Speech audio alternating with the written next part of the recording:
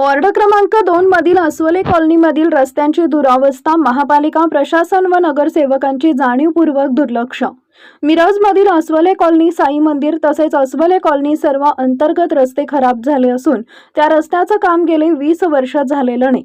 या वॉर्ड क्रमांक 2 मध्ये 4 नगरसेवक असून उपमहापौर गजानन मगदूम, नगरसेवक प्रकाश पाटील, नगरसेविका खोतबाई, नगरसेविका धोत्रेबाई यांनी हा प्रभाग वाऱ्यावर सोडलेला आहे।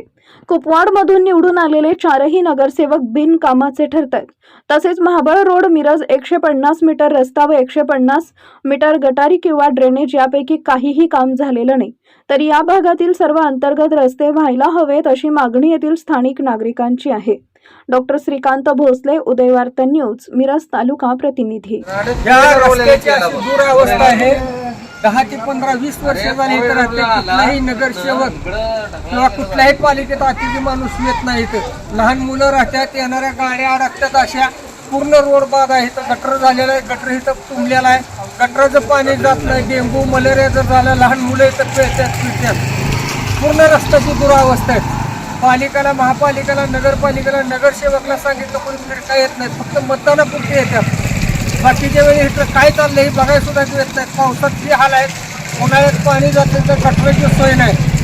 डेंग्यू मलेरिया ताप येण्याचा संभव, लहान मुलं आजारी पडतात। काय काळापूर्वी इथं बी स्टेशनला खून झाला, एक पोलीस स्टेशनला त्याची नोंद आहे।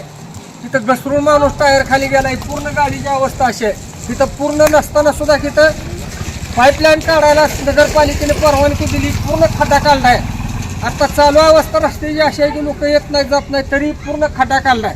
आणि पालिकेच्या लोकांनी याला परवानगी देऊन इथून पाईपलाईन काढायसाठी पूर्ण हे लोलून घेतलं। आता गाड्या अडकली इथं येण्या जाण्याची रस्ते, ती महाबळमध्ये जाणारा जुना रोड, पूर्वीचा रोड आहे, तिथून रोड कट आहे, तरी कुणी याची दखल घेत नाही। आज 20 वर्षापासून हाय असा रस्ता पडला जाईल। तर सगळ्या नगरसेवक आणि महापालिकेला, आमची पालिकेला एवढीच विनंती आहे, रस्त्याची दुरावस्था व्यवस्थित करून दिला पाहिजे।